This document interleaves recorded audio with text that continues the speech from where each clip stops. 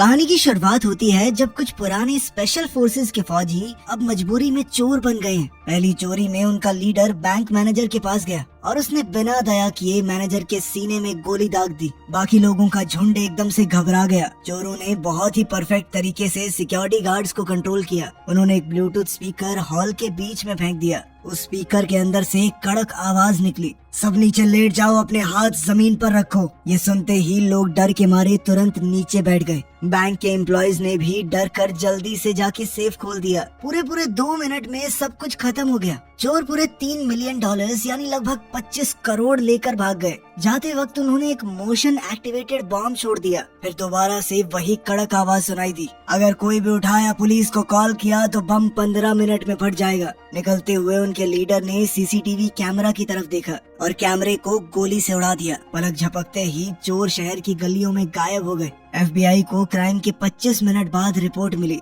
Scene पर सिर्फ एक ही हिंट था, बॉम्ब पर लगा हुआ एक फिंगरप्रिंट, उसके अलावा और कोई सबूत नहीं। सेक्रेटरी जॉनथन समझ नहीं पाया कि इतनी आसानी से चोरी हो गई। उसके बाद भी चोरों ने बैंक मैनेजर को क्यों मार दिया? क्या इसके पीछे कोई बड़ा राज है? ये जानने के लिए जॉनथन सबूत ढूंढने निकला, पर उसके साथी ने बताया कि पुलिस बम ले जा चुकी है। पुलिस इस मामले में क्यों पड़ रही है ये देखकर वो चिढ़ गया। गुस्से में वो पुलिस स्टेशन गया पुलिस चीफ ब्रायन को ढूंढने के लिए और उससे सीधा पूछा कि ये FBI का केस है, इसमें टांग क्यों अड़ा रहे हो तुम, और जो भी सबूत मिले हैं उन्हें मेरे हवाले कर दो। ये सब सुनकर ब्रायन थोड़ा घबरा गया। उसने बताया कि फिंगरप्रिंट जेम्स नाम के एक आदमी का है जो पहले स्पेशल फोर्सेस में था। आज से करीब 5 साल पहले जेम्स और उसकी टीम ने कॉलेज के कुछ स्टूडेंट्स को किडनैप करके फिरौती की मांग की और फिर जब टाइम पे पैसे नहीं मिले तो सबको मार दिया। फिर फौज की एक दूसरी यूनिट गई और उन सभी बागी कमांडोज को मौत के घाट उतारा और अब जेम्स के परिवार में उसका छोटा भाई रेंजर ही बचा है। पुलिस को लगा कि जब जेम्स और उसकी टीम मर चुकी है तो जरूर रेंजर ने ही ये क्राइम किया होगा और किसी हाईटेक टेक्निक से उसने जेम्स का फिंगरप्रिंट वहाँ लगा दिया।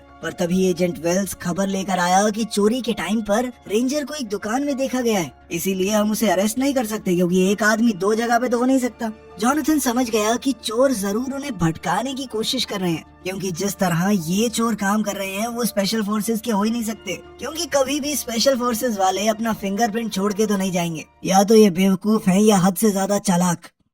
एजेंट्स इस केस की छानबीन कर ही रहे थे तभी फिर से एक दूसरी चोरी हो गई। इस बार चोरों ने बैंक मैनेजर के घर वालों की जान लेने की धमकी देकर उससे बैंक का सेफ खुलवाया था। मैनेजर ने ईयरपीस पहना और बैंक के अंदर गया। मैनेजर ने डर के मारे सब लोगों को ब्रेकफास्ट करने भेज दिया और फिर तिजोरी खोली। काम होता देखकर चोर बैंक की तरफ बढ़े और जैसे ही चोर बैंक में घुसे उनका सामना एक फीमेल एम्प्लॉय से हो गया जो वहाँ से जा ही रही थी। डर के मारे वो अलार्म बजाने जा ही रही थी पर मैनेजर ने उसे रोक दिया। चोर ने फिर से स्पीकर से वही आवाज चलाई और पूरे बैंक को अपने कंट्रोल में ले लिया, पर इस बार उन्होंने पैसे नहीं बल्कि सेफ में रखे हुए कुछ डॉक्यूमेंट्स लिए। और सबसे अजीब बात तो ये थी कि उन्होंने घायल गार्ड को भी ठीक करवा दिया। उस फीमेल एम्प्लॉय से उसकी मरहम पट्टी करवा दी। इससे लग रहा था कि वो बिना बात लोगों को नहीं मारते, तो फिर पहली चोरी में मैनेजर को क्यों मारा? थोड़ी देर बाद ही जवाब मिल गया। बारिश में तीसरा मैनेजर ऑफिस जाने वाला है, तभी एक चोर ने उसकी गाड़ी का दरवाजा खोला, उसे बहुत जोर से बाहर खींचा और गीली सड़क पर फेंक दिया। मैनेजर कुछ समझ पाता उससे पहले ही एक चाकू उसकी गर्दन में घुसा दिया गया। खून धीरे धीरे बारिश के पानी में रिसने लगा। चोरों ने उसकी तकलीफ देखकर भी बिल्कुल दया नहीं दिखाई, मानो उनका कोई पुराना बदला पूरा हुआ हो। बैंक के मालिक जेफरी को पता चला कि उसकी 2 ब्रांचेस लूट ली गई हैं। $3 मिलियन इतने बड़े बैंक के लिए कोई बड़ी रकम नहीं थी। पैसों से ज्यादा उसे डॉक्यूमेंट्स की चिंता हो रही थी, क्योंकि उनके अंदर जेफरी का एक बहुत बड़ा राज छुपा हुआ है। 2 बैंक्स में लगातार चोरी के बाद सेक्रेटरी जॉनथन बहुत परेशान हो गया। उस फिंगरप्रिंट के अलावा चोर कोई दूसरा सुराग छोड़कर नहीं गए थे। उसको सबसे ज्यादा परेशान बस ये बात कर रही थी कि चोर एक बैंक में मैनेजर को मार गए, वहीं दूसरे में घायल सिक्योरिटी गार्ड को भी बचा लिया। ये उल्टा सीधा बर्ताव देखकर जॉनथन सोच में पड़ गया कि जरूर इस केस में कोई तो राज छुपा है जिसके लिए ये चोर इस हद तक जा रहे हैं। इसके बाद जॉनथन ने बचे हुए बैंक मैनेजर से पूछताछ की उसे लगा नहीं था कि मैनेजर कुछ खास बता पाएगा, पर मैनेजर ने एक नया सुराग दे दिया। जॉनथन ने पूछा कि क्या बैंक का मालिक जेफरी यहाँ अक्सर आता है। मैनेजर ने बताया कि जेफरी एक बहुत ही अमीर आदमी है। उसके नाम पर देश भर में लगभग 3000 बैंक की ब्रांचेज हैं। उसके पास इन छोटी मोटी ब्रांचेज में आने का टाइम नहीं है। हमारी सबसे बड़ी ब्रांच में भी वो साल में शायद 1 या 2 बार जा पाता है, तो इतनी छोटी ब्रांच में आना बिल्कुल भी नॉर्मल नहीं है। पर अजीब बात ये थी कि जेफरी हर रोज इस छोटी ब्रांच में आ रहा था, वो भी बिल्कुल क्लोजिंग टाइम पे। वो खुद तिजोरी को चेक भी करता। ये सुनकर जॉनथन को तुरंत लगा कि इसमें कुछ तो गड़बड़ है। फिर एक कलीग ने हिला देने वाली खबर दी। चोरी किए गए नोटों का सीरियल नंबर ट्रैक करने से पता चला कि वो $3 मिलियन किसी चैरिटी को दान कर दिए गए हैं। इतनी बड़ी जानकारी पुलिस चीफ ब्रायन ने फिर से जॉनथन को नहीं बताई। जॉनथन को इस बात पर बहुत गुस्सा आया। उसने नए एजेंट वेल्स को ब्रायन के साथ मिलकर इन्वेस्टिगेशन करने का ऑर्डर दिया। टेक्निकल डिपार्टमेंट ने एक गोली के ऊपर मिले फिंगरप्रिंट से कंफर्म किया कि ये भी जेम्स का ही है। जॉनथन सोच में पड़ गया कि एक मरा हुआ आदमी जिंदा कैसे हो गया, लेकिन अब तो दोनों जगहों पर ऐसी चीजें मिली हैं जिसमें जेम्स के फिंगरप्रिंट हैं। अब वो सोच में पड़ गया कि उस पुराने किडनैपिंग वाले केस में जरूर कुछ बात होगी। साथ ही जॉनथन ने अपने एक साथी से कहा कि जेफरी के ऊपर अच्छे से नजर रखो और इसका कच्चा चिट्ठा निकालो पूरा। अगले दिन बैंक मैनेजर के फ्यूनरल पर जेफरी भी वहाँ पहुँच गया और उसके साथ ही उस एरिया का नेता भी। तो छोटी ब्रांचेस के मैनेजर्स की मौत पर इतने बड़े लोगों का आ जाना बहुत अजीब है। जॉनथन के साथ ही स्टॉकवेल ने ये पूरी बात उसे बताई। इस तरह की चीजें देखकर जॉनथन का शक बढ़ने लगा। वहीं ब्रायन मजबूरी में वेल्स के साथ इन्वेस्टिगेट कर रहा था। उन्हें गवाह मिल गया, ज्वेलरी शॉप का सिक्योरिटी गार्ड। उसकी आदत थी कि अगर कुछ गड़बड़ लगे तो वो गाड़ियों का नंबर नोट कर लेता था। उसने चोरों की गाड़ी का नंबर नोट कर लिया था और चेक करने पर पता चला कि ये गाड़ी रेंजर की है। इसके बाद ब्रायन ने तुरंत ऑर्डर दिए कि रेंजर को पकड़ लो। इसी वक्त हेडक्वार्टर्स में जॉनथन को एक अजीब सी फाइल मिली। उसने सोचा कि ये कोई इन्वेस्टिगेशन रिपोर्ट होगी, लेकिन उसके अंदर कुछ फोटोज निकली। ये फोटो उस एरिया के नेता और जेफरी की थी। वो दोनों काफी करीबी दोस्त लग रहे थे। फोटो साफ साफ चोरों ने ही भेजा था। इन सारे सुरागों को जोड़कर जॉनथन ने फैसला किया कि उसे जेफरी से सीधी बात करनी होगी। अगले दिन वो बैंक हेडक्वार्टर्स गया और जेफरी से मिला। उसने जेफरी के मरे हुए छोटे भाई का जिक्र किया, जो कि पुरानी किडनैपिंग का विक्टिम था। उसे ही स्पेशल फोर्सेस की उस टीम ने किडनैप किया था और इस सब में उसकी जान भी चली गई थी। जॉनथन के सवालों पर जेफरी बिल्कुल शांत रहा, कोई रिएक्शन नहीं दिया। पर फिर जॉनथन ने एक और सीधा सवाल पूछा, जो डॉक्यूमेंट चोरी हुए उनके अंदर क्या था? ये सुनकर जेफरी का चेहरा लाल हो गया। ये देखते ही जॉनथन समझ गया कि जेफरी का उस छोटी ब्रांच में जाना कोई फॉर्मेलिटी नहीं थी। फिर जेफरी ने गुस्से में सिक्योरिटी बुलाकर जॉनथन को हेडक्वार्टर से बाहर निकलवा दिया। इस वक्त चोरों ने अपना तीसरा ऑपरेशन शुरू कर दिया। इस बार उनका सीधा टारगेट हेडक्वार्टर्स ही है। चोर बहुत तेजी से काम कर रहे हैं। हर आदमी का रोल एकदम साफ है। उन्होंने जल्दी ही बैंक की मेन लॉबी को पार कर लिया। अंदर सिक्योरिटी काफी टाइट है, कस्टमर्स का रश है, पर चोर बिल्कुल सही तालमेल के साथ घुस गए। वो केबल्स का इस्तेमाल करके मेन एरिया में घुसना चाहते थे। उसी वक्त जॉनथन को जेफरी के गार्ड हेडक्वार्टर से बाहर ले जा रहे थे। उसने चोरों को देखते ही जल्दी से सबको नीचे लेट जाने को कहा। लोग पैनिक में चिल्लाने लगे, इधर उधर भागने लगे। चोरों ने मौका देखकर एक सिक्योरिटी गार्ड को पकड़ लिया। तभी जेफरी भी सामने आ गया। एफबीआई की तरफ से तुरंत गोलीबारी शुरू हो गई। एक गोली गलती से सिक्योरिटी गार्ड को लग गई। जॉनथन ने भी फायरिंग करके एक चोर को घायल कर दिया। लग ऐसा रहा था कि वो घायल हुआ चोर मर गया, पर जब एक सिक्योरिटी गार्ड दूसरे चोर से लड़ने लगा, तभी अचानक से मरा हुआ चोर उठ खड़ा हुआ और उसने हमला कर दिया। हालात खराब होते देखकर जॉनथन ने जेफरी को पहले एक सही जगह पहुंचा दिया और फिर वापस चोरों से भिड़ गया। लेकिन इस बार चोर उस पर भारी पड़ रहे थे। घायल सिक्योरिटी गार्ड के साथ जॉनथन ही वहां से बचकर भाग पाया। तब तक चोर अपना काम पूरा कर चुके थे। एक लंबी लड़ाई के बाद जेफरी के पास सिर्फ एक बॉडीगार्ड बचा, वो भी थकान से गिरने वाला था। सबसे हैरानी की बात ये थी कि सामने खड़े चोर ने बॉडीगार्ड के ऊपर हमला नहीं किया। शुरू से लेकर आखिर तक उनका एक ही टारगेट था, जेफरी। चोर ने तुरंत बॉडीगार्ड को अपना हथियार नीचे करने को कहा, लेकिन तभी उसके एक साथी ने वहां आकर बॉडीगार्ड के माथे में गोली दाग दी। लीडर उस पर चिल्लाया कि क्या कर रहा है तू? पर इतने में जॉनथन ने अचानक हमला करके उस कातिल चोर को मार डाला और लीडर को बंदी बना लिया। ये देखकर चोरों में से एक ने तुरंत एक फीमेल एम्प्लॉय को पकड़ लिया, ताकि इस औरत के बदले वो अपने दोस्त को छुड़वा सके। बाद में दोनों तरफ बातचीत हुई और एक्सचेंज का फैसला हो गया। जॉनथन को पता है कि अगर उसने चोर को छोड़ दिया तो शायद वो खुद जिंदा नहीं बच बचेगा। लेकिन हैरानी की बात ये थी कि चोर ने अपना वादा निभाया। उसने जॉनथन को छोड़ दिया और अपने साथियों से कहा कि गोली मत चलाना। फिर सारे चोर बहुत जल्दी वहाँ से निकल गए। FBI ने पूरे क्राइम सीन को पूरी तरह सील कर दिया और मरे हुए चोर के शरीर से कोई सुराग ढूंढने की कोशिश की, लेकिन उन्हें कुछ भी नहीं मिला। बाद में टेक्निकल टीम ने बॉडी चेक की तो पता चला कि फिंगरप्रिंट्स तो मिटे हुए हैं और उस आदमी के सारे दांत तक निकाल दिए गए थे ताकि उसकी पहचान कभी ना हो सके। ये चोर बहुत सटीक तरीके से काम करते थे। ये देखकर अब एजेंट्स को भी लग रहा था कि शायद ये लोग पुराने स्पेशल फोर्सेस के ही बंदे हैं। इसी दौरान ब्रायन को एक कॉल आया। उसके ऑफिसर ने बताया कि रेंजर मिल गया है। ब्रायन और वेल्स तुरंत उस जगह पहुंच गए, लेकिन कमरे के अंदर उन्हें सिर्फ रेंजर की भाभी मार्था मिली। उसने बताया कि जेम्स की मौत के बाद जब भी रेंजर मिलने आता है वो उसके घर कुछ पैसे देकर जाता है ताकि बच्चों का गुजारा हो सके। ब्रायन को लगा कि यहाँ से कुछ नहीं मिलेगा। तभी उसे एक और रिपोर्ट मिली कि रेंजर एक पुराने घर में देखा गया है, शायद वहीं पे बाकी चोर भी छुपे हों। लेकिन ब्रायन ने ये बात वेल्स को नहीं बताई। पता चला कि ब्रायन की पत्नी बहुत लंबे समय से कैंसर से लड़ रही है और ब्रायन की छोटी सी सैलरी में उसका इलाज होना मुमकिन नहीं। अपनी पत्नी का दर्द याद करके ब्रायन और मजबूर हो गया और उसने एक बड़ा फैसला लिया। अगली सुबह जॉनथन को एक अनजान फाइल मिली। ये भी चोरों ने भेजी थी। फाइल देखकर जॉनथन हिल गया। उसमें जेफरी के सारे जुर्म लिखे हुए थे। जो राज जेफरी इतने सालों से छुपा रहा था वो पूरी तरह नंगा हो गया। पता चला कि सालों पहले जो बड़ी किडनैपिंग हुई थी वो जेफरी ने ही प्लान की थी। उसका मकसद था कि उसके परिवार की जायदाद पूरी तरह उसे मिल जाए, कोई बंटवारा न हो। जेफरी ने एक बड़े मिलिट्री ऑफिसर को पैसे देकर एक झूठे टेररिस्ट को रोकने का ऑर्डर बनवाया। जेम्स की स्पेशल फोर्सेस टीम को तुरंत इस ऑपरेशन पर भेज दिया गया। टीम ने सोचा कि वो असली आतंकवादी को मारने जा रहे हैं, इसीलिए उन्होंने जल्दी से घर पर रेड की और अंदर मौजूद सभी लोगों को खत्म कर दिया। परमिशन के बाद उन्हें पता चला कि वो आतंकवादी नहीं थे, बल्कि बिना हथियारों के कॉलेज स्टूडेंट थे। उनमें जेफरी का छोटा भाई भी था। टीम को इस बात पर यकीन नहीं हुआ। उन्हें लगा कि ऑर्डर गलत था। उन्होंने तुरंत ऊपर रिपोर्ट भेजी, लेकिन इससे पहले सच सामने आता, एक दूसरी स्पेशल फोर्सेस टीम ने उन पर हमला कर दिया। जेम्स की टीम तैयार नहीं थी और अचानक से हुए हमले की वजह से वो एक एक करके मरते गए।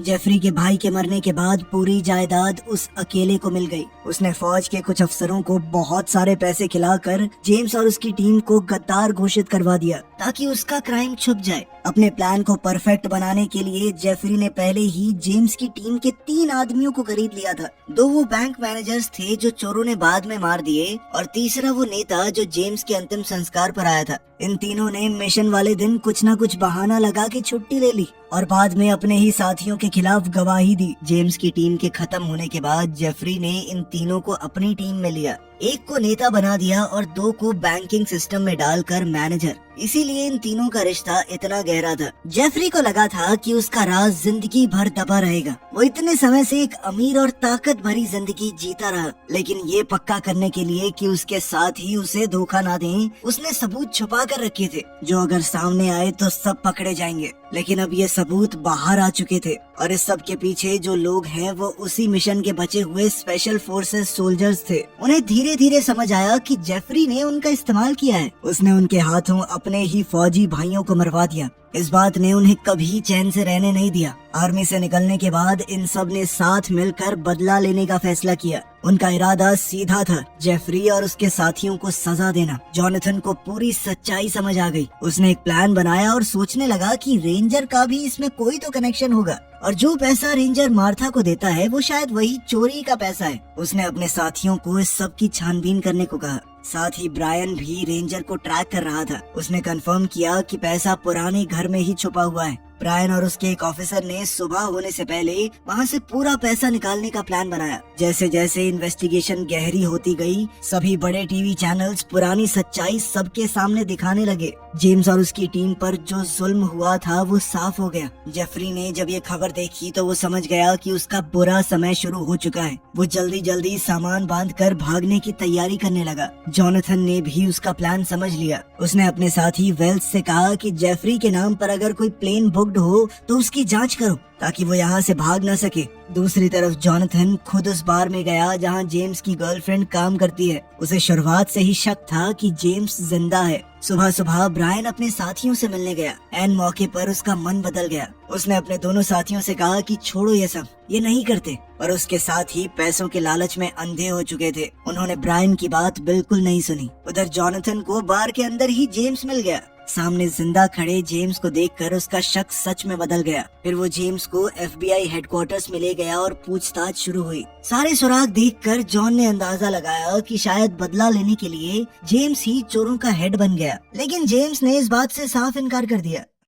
उधर ब्रायन भी अपने दोनों साथियों से लड़कर अलग हो गया, लेकिन वो दोनों अभी भी पैसे चुराना चाहते थे। लेकिन उस पुराने घर में जाकर उन्हें अपनी आंखों पर विश्वास ही नहीं हुआ। जहां उन्हें लाखों करोड़ों रुपए मिलने की उम्मीद थी, वहां पैसा था ही नहीं। तभी अचानक उनके कानों में पुलिस के सायरन तेजी से बजने लगे। उन दोनों में से एक ने फौजियों पर गोली चलानी चाहिए, पर पुलिस ने उसे वहीं ढेर कर दिया। दूसरे ने ये सब देखा तो हाथ उठाकर सरेंडर कर दिया, जिसके बाद उसे भी गिरफ्तार कर लिया गया। तभी FBI में जॉनथन को खबर मिली कि ब्रायन के आदमी भी पकड़ लिए गए हैं। तभी ब्रायन भी वहां पहुंच गया। जॉनथन ने हंसकर कहा कि तुम अपना गुनाह मानने आए हो, सच सच बताओ तुम्हें कैसे पता कि पैसा कहाँ छुपा है। ब्रायन ने कहा कि मेरे एक इन्फॉर्मर ने बताया था मुझे। तुम्हारे साथी वेल्स को भी इस सब के बारे में पता था। ये सुनकर जॉनथन एकदम चुप हो गया। उसके साथी ने कभी इस बात का जिक्र नहीं किया। कुछ गलत होने का एहसास होते ही जॉनथन ने तुरंत वेल्स की फाइल चेक की। फाइल में लिखा था कि वेल्स उसी स्पेशल फोर्सेस यूनिट का हिस्सा था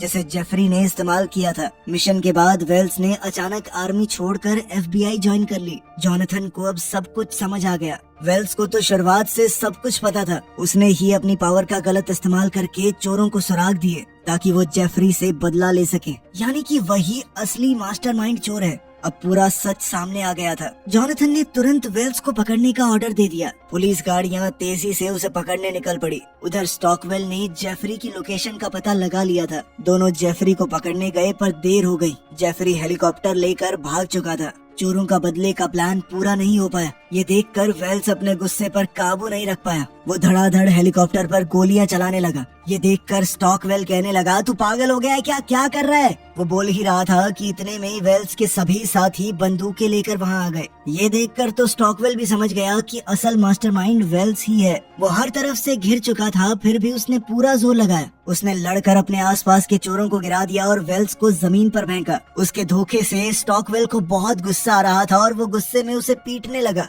इतने में एक चोर ने राइफल का बट स्टॉकवेल के सर पे मारकर उसे बेहोश कर दिया। इतने में पुलिस की गाड़ियां सायरन बजाते हुए आ गई। जॉनथन दौड़ते हुए छत पर आया, लेकिन अब देर हो गई थी। छत पर सिर्फ एक जख्मी स्टॉकवेल पड़ा था। वेल्स और उसके साथी भाग चुके थे। तभी ब्रायन को याद आया कि उसने वेल्स की गाड़ी में एक मैप देखा था। उसे याद है कि उस मैप में एक जगह पर निशान लगा हुआ था। अपनी याददाश्त से वो उस जगह पर पहुंचा। वहाँ पर वेल्स पैसा शिफ्ट कर रहा था। ब्रायन को देखकर वेल्स ने कहा कि यहाँ से चले जाओ चुपचाप। जब ब्रायन वहाँ से नहीं गया तो वेल्स ने गोली चला दी, लेकिन वो ब्रायन को यूं ही छोड़ नहीं सकता था। उसने खुद पुलिस को ब्रायन की लोकेशन के बारे में बता दिया और फिर जेफरी को ढूंढने निकल पड़ा। जॉनथन भी उन्हें ऐसे ही छोड़ने वाला तो नहीं था।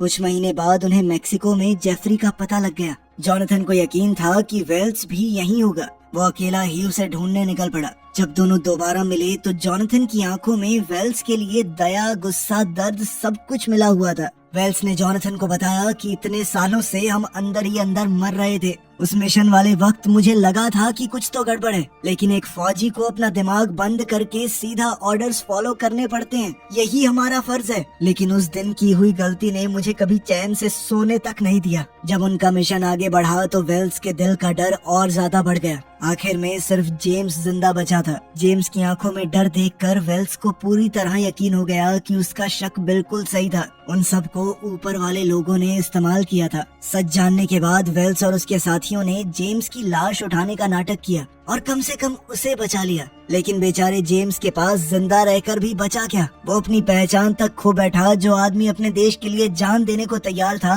वो अब अपनी जिंदगी अपने ही देश में छुप कर गुजार रहा है, जबकि वेल्स और उसके साथी अपने ही दोस्तों को मारने के दर्द के साथ जी रहे थे। ये पूरी दर्दनाक कहानी रचने वाला जेफरी ही था, इसीलिए उन्होंने बदला लेने का फैसला किया। इस पर जॉनथन ने उससे पूछा कि उन बेगुनाह लोगों का क्या जो इस सब में बिना वजह मारे गए। जॉनथन की आवाज वेल्स के कानों में गूंजने लगी। ये सुनकर वेल्स टूट गया और बोलने लगा कि मेरा सिक्योरिटी गार्ड को मारने का कोई इरादा नहीं था, वो तो बस सो गया वहाँ पर, हमने उसे बचाने की कोशिश की थी। खैर फिर वो दोनों इस बात पर लड़ने लगे कि जेफरी को मारना चाहिए या नहीं। आखिर में जॉनथन ने कहा कि मैंने एक बार तुम पर भरोसा कर लिया, तुमने मुझे धोखा दिया, मैं एक बार फिर से तुम्हारे ऊपर भरोसा कर रहा हूँ, इस बार मुझे पछताना ना पड़े। ये कहकर जॉनथन सीधा जेफरी की तरफ बढ़ा। जेफरी को अपने किए का कोई पछतावा नहीं था, बल्कि वो तो अब भी घमंड से हंस रहा था। जेफरी को अब भी ये समझ नहीं आ रहा था कि उसके साथ क्या होने वाला है। उसे लगा कि मेक्सिको आकर वो सेफ हो गया। उसने जॉनथन को धमकी दी कि अगर तुमने मुझे नुकसान पहुंचाया तो तुम भी एक गुनहगार बन जाओगे, लेकिन जॉनथन को इससे कोई फर्क नहीं पड़ा। उसने अचानक हमला करके जेफरी के पेट में चाकू घोंप दिया। लोग ये नजारा देखकर भागने लगे। जेफरी के बॉडीगार्ड ने अपने बॉस को घायल देखकर बंदूक निकाली, लेकिन वेल्स ने पहले ही उसे देख लिया और गोली मार दी। फिर जॉनथन ने अपनी बंदूक वेल्स पर तान दी। अब दोनों एक दूसरे पर बंदूक ताने खड़े थे, लेकिन वेल्स ने अचानक से बंदूक नीचे कर ली और मुड़कर चलने लगा। उसने अपनी किस्मत जॉनथन के हवाले कर दी कि जिंदा छोड़ना है तो छोड़, मारना है तो मार। उसके दिल पर जो बोझ इतने सालों से था वो आज उतर गया और जॉनथन ने भी उसे दूर जाते देख अपनी बंदूक नीचे कर ली। इसी के साथ दोस्तों ये कहानी यहाँ पे खत्म हो जाती है। बाकी आप बताइए आपको कैसी लगी। मिलते हैं आपसे अगली वीडियो में। ध्यान रखिएगा अपना। Thanks for watching.